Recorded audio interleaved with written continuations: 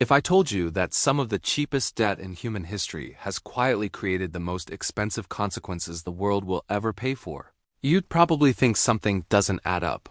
How can low-interest debt, something governments celebrate, businesses depend on, and families use to buy homes, be the force that leads to financial crises, collapsing currencies, and entire generations drowning in obligations they never signed up for? Well, it's because cheap debt has a dark side. Not a dramatic Hollywood kind of dark side, but a slow, invisible one. It builds quietly, decade after decade, until one day it snaps, and when it does, everything built on top of it snaps with it. Welcome back to Historic Finance Lab. Today we aren't just comparing cheap debt and expensive debt. We're uncovering the historical trap hidden between them, a trap that reshaped nations, toppled empires, and still controls your life more than you think. And once you see how this trap works, you'll never look at borrowing or at interest rates the same way again. To understand it, we need to go back to the moment when modern debt didn't begin, but when it changed forever. In the late 1600s, European states were constantly desperate for money. Wars were expensive, empires were fragile. Tax collection was slow, unreliable, and often corrupt. So rulers turned to a radical idea: borrowing from the public in a structured, predictable way. This wasn't cheap debt, yet, but it was the beginning of something far more powerful. The Dutch pioneered reliable government bonds. The British refined them even further when Parliament created the Bank of England in 1694, launching one of the first modern systems where a nation could issue long-term debt backed not by a king as promise, but by institutional credibility. For the first time, a government could fund itself consistently at low and stable interest rates. Borrowing became a tool not just for war, but for national development. This wasn't cheap debt in today's sense, but it was cheaper and safer than anything the world had seen before. And here's where the trap begins. Once borrowing became easier, governments didn't use it sparingly. They used it constantly. Wars became easier to fight. Infrastructure became easier to build. Debt became the lifeblood of national power. But power built on borrowing always comes with a condition. It must be supported by real economic strength underneath. And not every nation had that. France, for example, tried to copy Britain's debt system. But unlike Britain, France's tax system was broken, unequal, and deeply unpopular. Its debt didn't collapse because it was cheap, it collapsed because it was expensive. Too expensive. By the 1780s, enormous interest payments consumed royal finances. When the government couldn't roll over its debt anymore, the financial system cracked, triggering shortages, unrest, and ultimately the French Revolution. This is the first key lesson history gives us. Expensive debt destroys nations quickly, but cheap debt destroys them slowly. Jump forward to the 1800s and 1900s, and the story becomes clearer. As economies industrialized, something new happened. Technology made credit more accessible. Financial markets became global, and governments realized that managing interest rates could manage entire economies. After the Great Depression in the 1930s, central banks learned a powerful truth. Lower interest rates stimulate borrowing, investment, and growth. They also learned that if rates stay too high for too long, economies can collapse.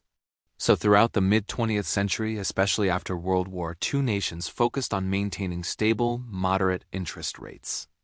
Debt was used to build highways, industries, factories, and modern welfare systems. But a turning point came in 1971. When the United States ended its gold convertibility, the entire global financial system shifted. Money was no longer tied to gold, it was tied to confidence. And that meant debt could expand faster than ever before.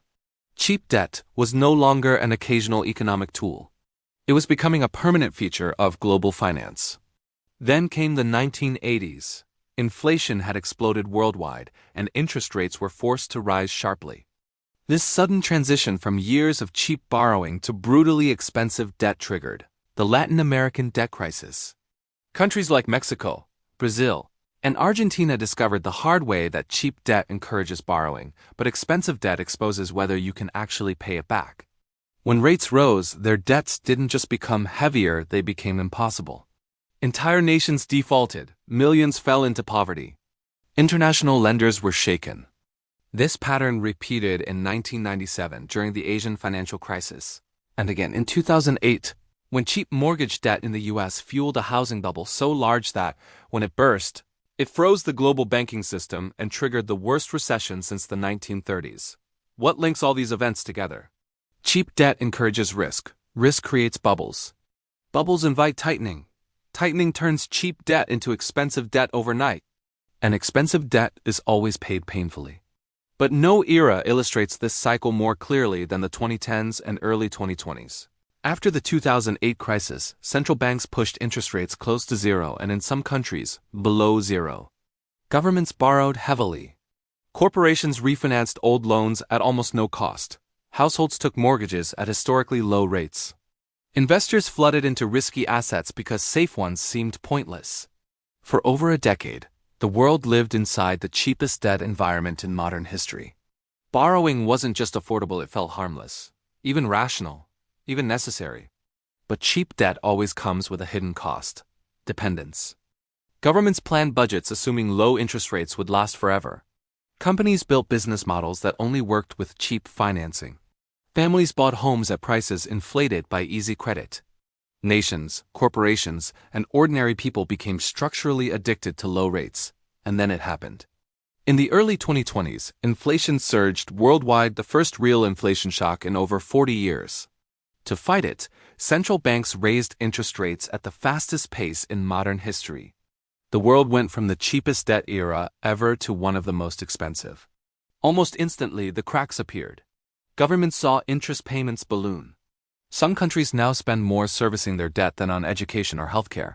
Corporations that once refinanced debt at 2% suddenly faced 6, 7, even 9%.